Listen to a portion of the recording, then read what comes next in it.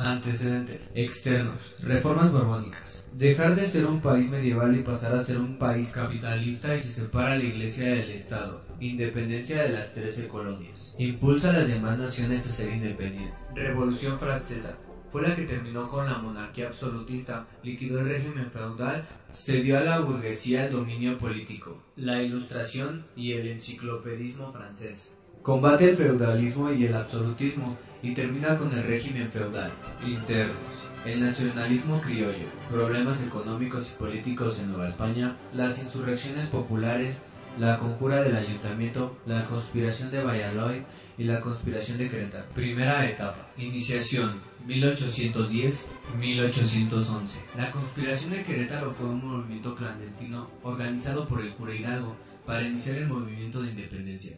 Este grupo realizaba juntas disfrazadas de academia literal para conspirar contra los realistas. Entre los miembros que más destacan en estas juntas, Miguel Hidalgo y Costilla, Juan Aldama, José de Domínguez, José Ortiz de Domínguez, Altamirano, Francisco Araujo, Joaquín Arias, etc.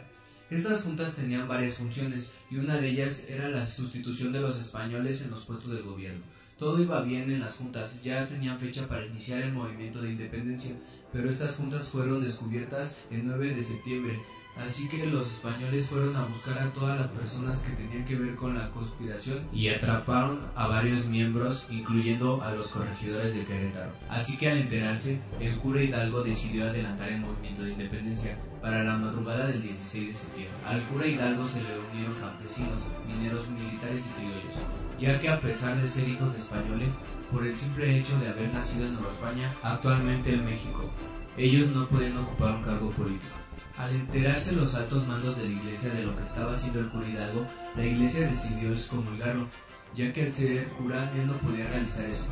La iglesia se indignó y realizó un decreto en el que decía que maldicen al cura Hidalgo y que jamás podrá volver a tomar el cargo de cura en ninguna parte del mundo, y eso fue escrito el 29 de julio de 1811.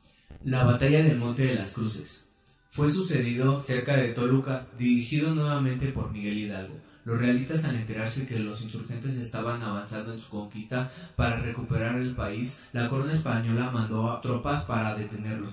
Al final los insurgentes ganaron la batalla, y los realistas lo único que pudieron hacer es abrirse paso para dejar pasar a los insurgentes. La batalla del Puente de Calderón se realizó el 17 de enero de 1811, en el Puente de Calderón, como su nombre lo dice, en Jalisco. Esta batalla fue llamada así por el objetivo principal era la posición del puente antes mencionado.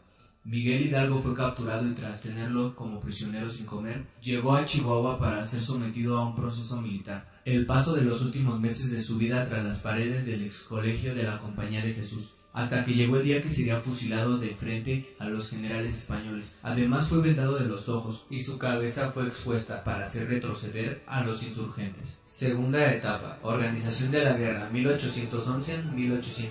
Se basa en varios sucesos bélicos y políticos ocurridos cuando Ignacio López Rayón es nombrado como jefe de los insurgentes en Saltillo el 16 de marzo en el año de 1811. Esto sucedió antes de que Hidalgo, Allende, Aldama, Jiménez y otros jefes insurgentes fueran presos y ejecutados en el norte de México. El movimiento insurgente fue respaldado por clases bajas. Se juntaban en grandes cantidades, armados con hondas, flechas, lanzas, palos y piedras. Estos se reunían con los jefes insurgentes para oponerse al ejército virreinal y entre ellos surgieron líderes. En abril de 1811, un cognato de complot, es decir, una conspiración contra el virrey, fue descubierta, ya que violaron un secreto que no podía confesar. Se realizó una junta en Zitácuaro, meses después encabezada por López Rayón el 19 de agosto de 1911, ya que se convocó a la Suprema Junta Gubernamentaria de América para la unificación de la Nueva España y así separarse para ser una nación independiente. En marzo de 1812 se proclamó la famosa Constitución de Cádiz y a partir de una declaración que realizó Diego Muñoz Torrero se comprobó que había dos partidos políticos, los liberales y los serviles. Debido a las diferencias que se fueron suscitando a lo largo de todo el proceso de la independencia, Morelos convocó en julio de 1813 un congreso el cual se instaló en Chilpancingo, y esta fue la causa por la cual se le llamó el Congreso de Chilpancingo. El 14 de septiembre se realizó la primera sesión en donde Morelos leyó los sentimientos de la nación, en el cual declaraba la independencia de Nueva España, que se aboliera la tortura, que no hubiera igualdad ante la ley, es decir, una nueva España independiente y justa. El 6 de noviembre se dio a conocer la Declaración de Independencia de América Septentrional, en el cual ya no se aceptaba o no se veía como rey a Fernando VII, es decir, los residentes de Nueva España ya no aceptaban la soberanía de este, y además decían que el trono de España era muy independiente al trono de Nueva España. En el Congreso de Chilpancingo, el 15 de junio de 1814 se terminó de redactar la Constitución de Apatzingán, en el cual se sustentaban tres poderes que son los que existen actualmente: el Ejecutivo, el Legislativo y Judicial. Tercera etapa, resistencia, 1816-1819. Después de la muerte de Morelos, los insurgentes lucharon de manera aislada. Miles de rebeldes continuaron con la lucha en pie, que formó el general Manuel Muñiz, Dionisio Rojas, José Pagola y Felipe Carvajal. En Huachinango, el insurgente Mariano Guerrero se rindió ante el capitán Francisco de las Piedras. El general Juan Ruiz de la Apocada desembarcó en Veracruz para asistir a Fénix Mariana Calleja como virrey de Nueva España. Esto sucedió a principios de septiembre de 1816 y el 7 de noviembre se lograron 3 victorias realizadas. Vicente Guerrero fue situado por las fuerzas de Gabriel Armijo en Xonacatla durante 30 días, pero durante la acción murió Juan del Carmen. Francisco Javier Mina empuñó las armas como voluntario de los ejércitos de la derecha y se entró en su lugar de nacimiento. Luchó contra los invasores, estuvo supeditado a la Junta de Zitácuaro y al Congreso de Chilpancingo. Juró la Constitución de Apatzingán, reconoció la autoridad de la Junta de Jaujilla. Puruán fue comisado por Morelos para mantener la revolución en el sur. Cuarta etapa, la consumación.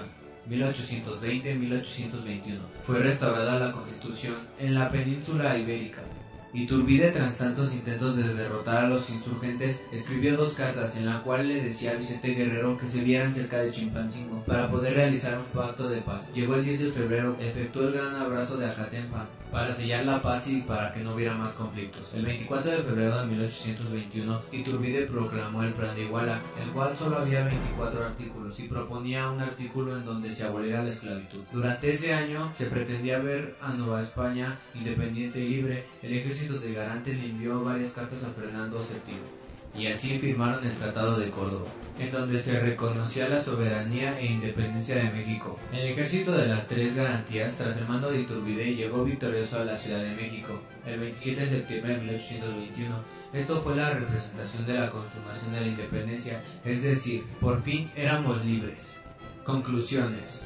La independencia de México fue la etapa más importante que la nación ha llegado a sentir en sus vidas, ya que este proceso es la causa por la cual somos independientes y democráticos.